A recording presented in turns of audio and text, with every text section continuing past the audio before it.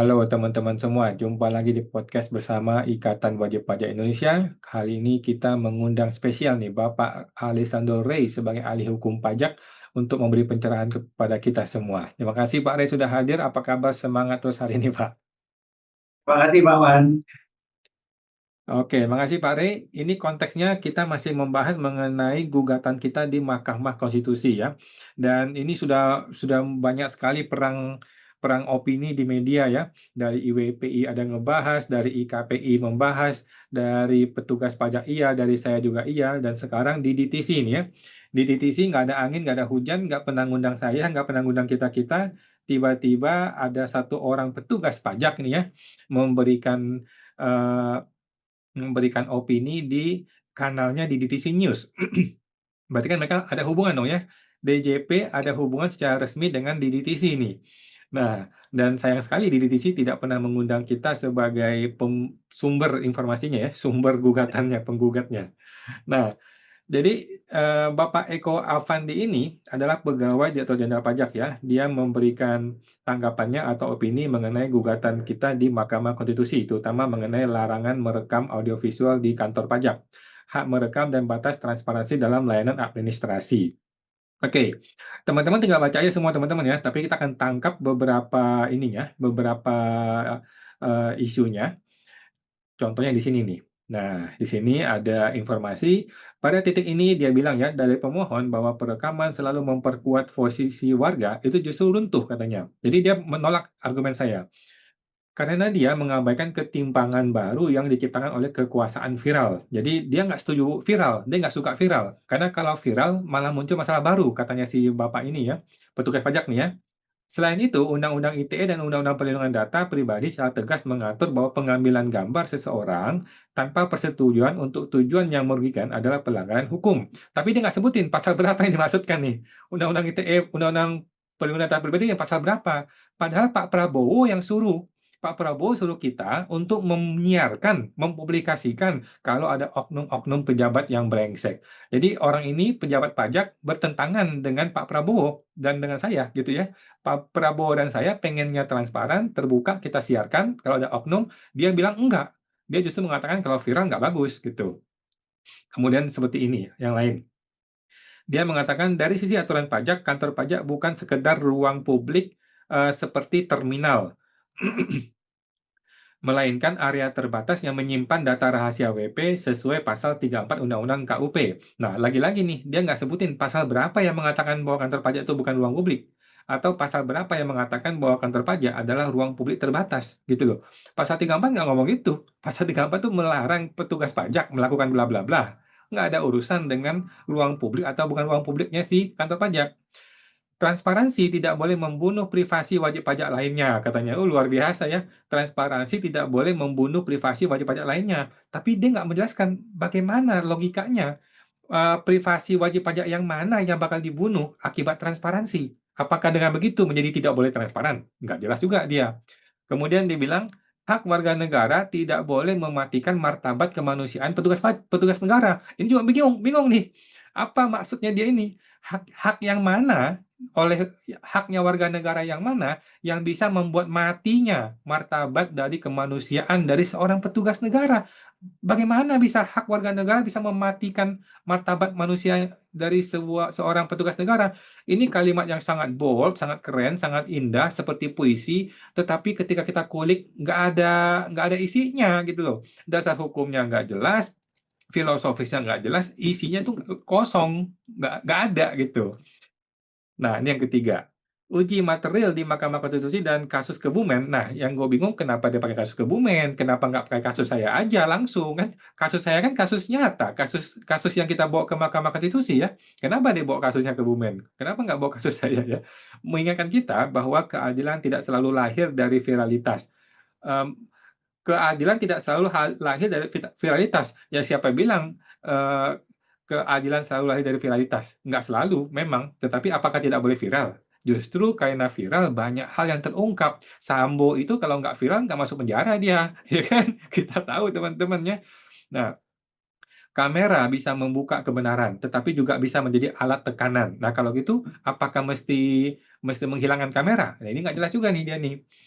tantangan terbesar administrasi pajak hari ini adalah menemukan titik temu antara transparansi dan kepatuhan, antara hak warga dan perlindungan petugas. Ya, kalimatnya bagus, ya, kalimatnya bagus. Tapi bagaimana solusinya nggak jelas. Nah, dan tambahan buat teman-teman ya, ini ada unik nih. Ada orang berkomentar di sini ya, Bapak Lambang Pujo Nagoro, dia berkomentar, sangat suka dengan pada bagian ini katanya. Yang tadi saya bilang puisi itu teman-teman ya, transparansi tidak boleh membunuh privasi WP dan hak WP, tidak boleh mematikan martabat kemanusiaan petugas. Jadi seperti puisi ya, sangat indah. Begitu kita buka di YouTube, di Google ya, Lambang Pujo Nagoro ini siapa? Ternyata dia petugas pajak. Jadi sesama petugas pajak harus saling mensupport atau saling melindungi teman-teman dia ya, tanpa melihat logika, tanpa melihat dasar hukum, tanpa melihat eh, eh, dari filosofi hukum yang benar gitu ya. Nah, kita langsung kepada Pak Rey nih. Nah, sekarang Pak Rey sebagai ahli hukum yang serius, yang benar nih ya, yang betul-betul seorang doktor nih. Bagaimana menanggapi eh, kicauan beliau ini atau opini beliau ini, Pak Rey? Terima kasih, Pak Rey. Ya, terima kasih Pak Wan. Ini menarik sekali ya. Saking menariknya tentunya tulisan beliau diakomodir oleh DDTC kan. Tentu Hmm, kalau nggak menarik kan tidak diakomodir oleh DDTC ya. hmm, Nah, tadi Pak Wan sudah mencatat beberapa poin penting yang mungkin saya juga akan fokus kepada poin yang sama supaya kita bisa eh, sama-sama mendiskusikan ya. Di poin yang pertama tadi, Saudara Eko menyebutkan ya bahwa ada batasan atau ada hal-hal yang membatasi viralitas. Salah satunya adalah Undang-Undang ITE dan Perlindungan Data Pribadi.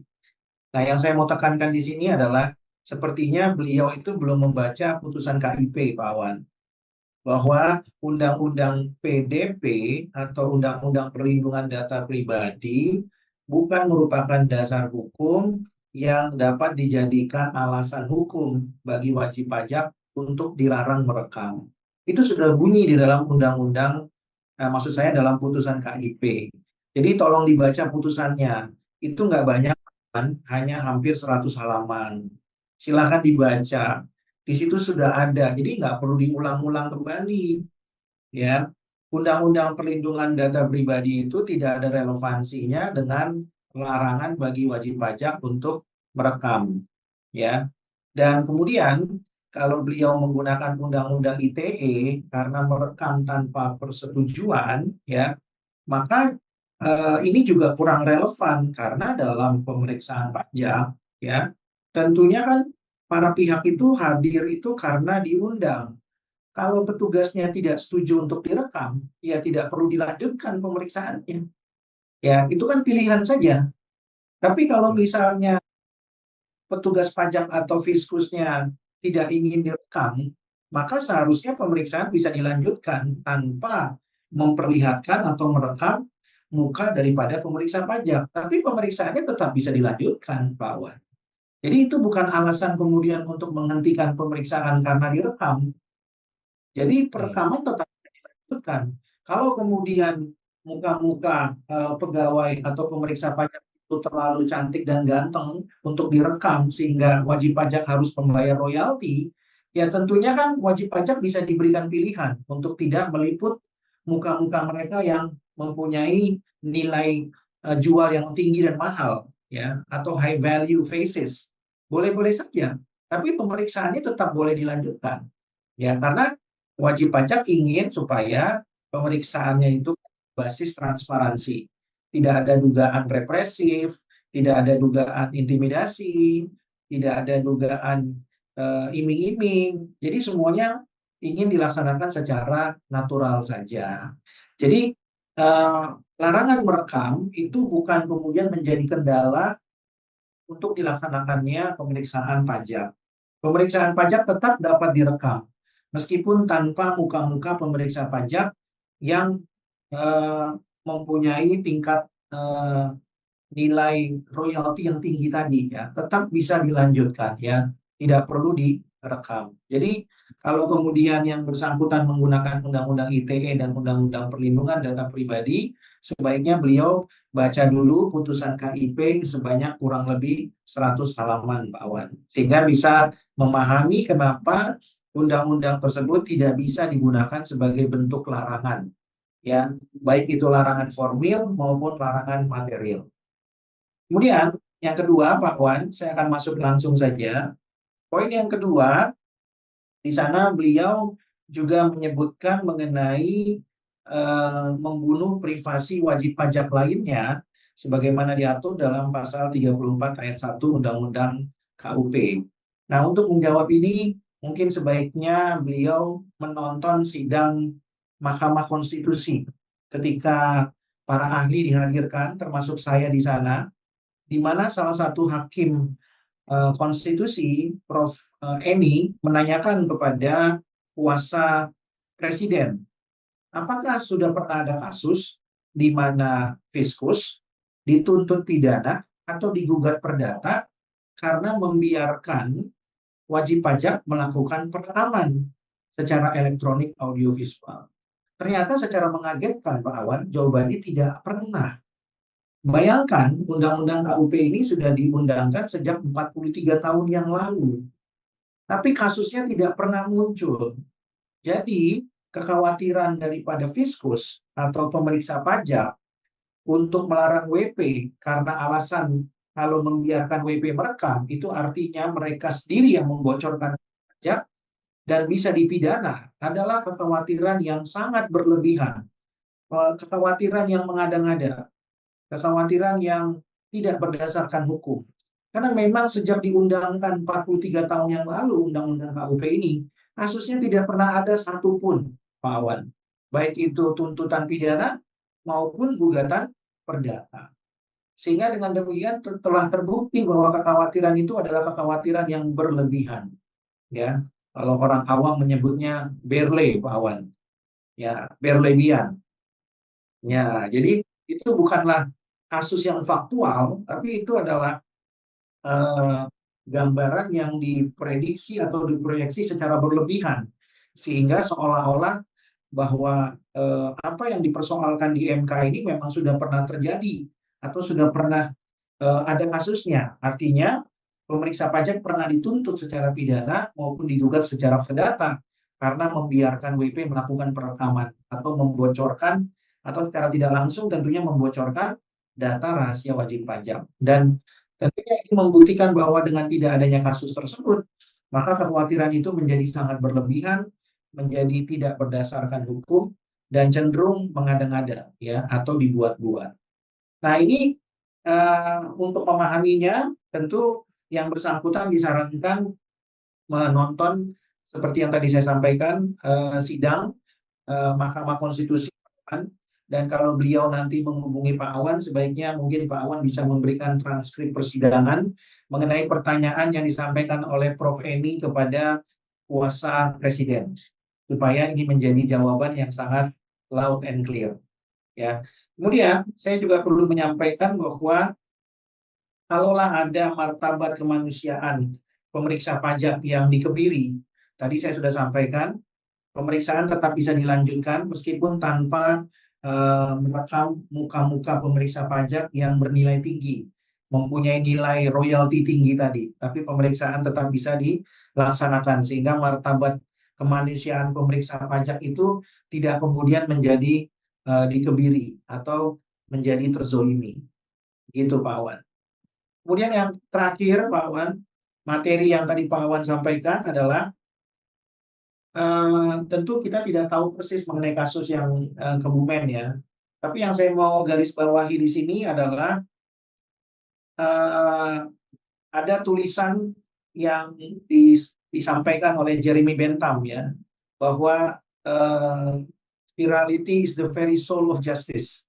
Jadi keterbukaan atau viralitas itu adalah kunci daripada keadilan.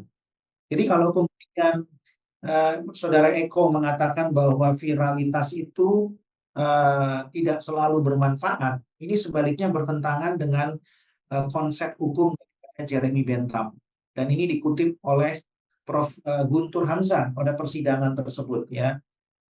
Jadi memang Prof. Guntur mengutip ya tulisan daripada tokoh hukum terkenal dunia pada zamannya, yaitu Profesor Jeremy Bentham, yang mengatakan bahwa viralitas itu adalah kunci daripada keadilan, the very soul of justice. Dan memang betul, tidak ada viralitas, memang tidak ada keadilan.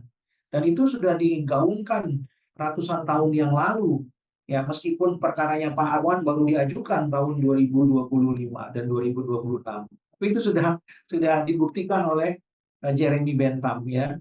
Dan oleh karena itu sangat beralasan hukum kalau kemudian Saudara Eko membaca tulisan Jeremy Bentham ya untuk bisa memahami filosofis daripada justice itu sendiri ya. Apa sih yang dimaksud dengan viralitas ya, virality, apa yang dimaksud dengan the very soul of justice. Nah, silakan dibaca bukunya.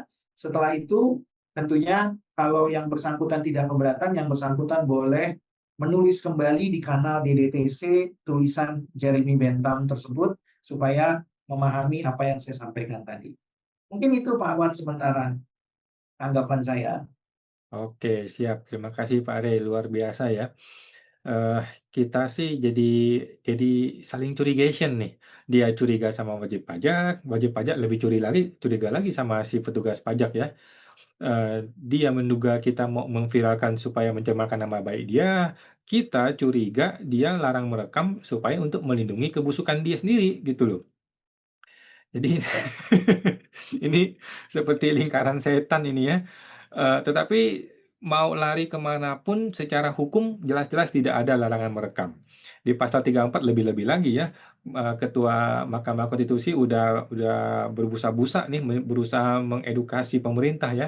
Tidak ada larangan merekam di pasal 34 gitu. Komisioner KIP juga sudah mengatakan tidak ada larangan merekam di pasal 34.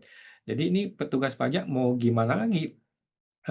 Tapi saya mau tanya nih Pak Rey, bisakah petugas pajak membuat sebuah aturan internal, anggaplah bukan nota dinas gitu ya, anggaplah dia bikin PER gitu, peraturan Dirjen Pajak, yang mengatur mengenai perekaman, bukan melarang ya, mengatur mengenai perekaman. Contohnya seperti yang Pak Rey tadi sarankan, oke boleh merekam tapi jangan wajah kami, gitu. Silakan merekam tapi begini-begini, diatur. Nah, menurut Pak Rey itu bisakah itu dilakukan ataukah itu tetap melanggar hukum? Karena di undang-undang nggak ada aturannya. Bagaimana Pak Rey? Ya, terima kasih Pak Wan. Jadi sebelum hukum positif diterbitkan, Pak Wan, tentunya kan di dalam hukum positif itu atau peraturan itu harus dimuat terlebih dahulu yang namanya konsideran. Hmm, Konsiderannya itu kan merupakan cantolan dari peraturan atau hierarki peraturan yang lebih tinggi. hmm, Nah, pertanyaannya, hierarki peraturan mana yang akan digunakan kalau kemudian dari undang-undang saja tidak mengatur larangan itu? hmm, Kalau yang larangan itu mau diatur di Perdirjen atau di PMK, tentu kan harus sudah diberikan penegasan dulu atau pengaturannya sudah diatur terlebih dahulu secara umum di PP misalnya, peraturan pemerintah atau di undang-undang. hmm, Tapi kalau kemudian di undang-undang tidak ada, di PP tidak ada, bagaimana mungkin bisa muncul di Per? Dan itu tentu bertentangan dengan Undang-Undang P3. Undang-Undang P3 sudah dengan tegas mengatakan peraturan yang lebih rendah tidak boleh bertentangan dengan yang lebih tinggi. Ya, jadi hmm, sederhananya haram hukumnya menerbitkan ya peraturan yang kemudian melarang wajib pajak ya, tapi kemudian tidak diatur di peraturan yang lebih tinggi. Nah, kalaupun Dirjen ingin mengatur ya kan mengenai perekaman itu diperbolehkan ya, tapi tidak boleh apa merekam muka pemeriksa pajak ya. Maka yang diatur itu kan adalah pemeriksaan pajak boleh direkam oleh wajib pajak. Begitu Pak Wan. Jadi substansinya memperbolehkan hanya hmm, dengan batasan tidak boleh merekam muka pemeriksa pajak. Tapi kegiatannya diperbolehkan. hmm, Sebaliknya, ketika pemeriksa pajak melakukan perekaman di ruangan itu, ya tentunya untuk memberikan asas keseimbangan, pemeriksa pajak juga boleh melakukan perekaman, ya, tapi kemudian meminta izin kepada wajib pajak kalau mau mukanya direkam juga, ya. Sepanjang mereka tidak mau direkam, ya tentunya pemeriksaan itu boleh direkam tanpa muka wajib pajak supaya ada keseimbangan di muka hukum, ya. Nah, hmm. jadi menurut saya boleh-boleh saja, tapi substansinya bukan melarang, tapi memperbolehkan. dengan syarat-syarat, ya. Karena larangan itu nggak diatur di undang-undang maupun PP, sehingga tidak boleh diatur di PMK maupun di Per. Ya, itu melanggar lampiran 2 angka 177 Undang-Undang P3, ya. Dan itu bertentangan juga dengan hierarki kita kan, pasal 7 dan pasal 8 Undang-Undang P3. Begitu Pak Wan. Oke, siap. Sangat jelas dan sangat lengkap. Luar biasa Pak Ade, ahli hukum kita semua ya. Terima kasih Pak Ade, mudah-mudahan, tadi siapa itu Bapak Bapak yang dari petugas pajak itu bisa merenungi lagi ya. Jadi nggak cuma asal memberikan opini, tapi cobalah dengar-dengar, tipis-tipis gitu ya, sidang di MK biar tahu, fakta-fakta persidangan. Baik, terima kasih Ya, Pak Ade. Informasinya kita jumpa lagi Pak di podcast yang lain waktu. Terima kasih Pak Ade. Mari Pak. baik, sama-sama Pak Wan.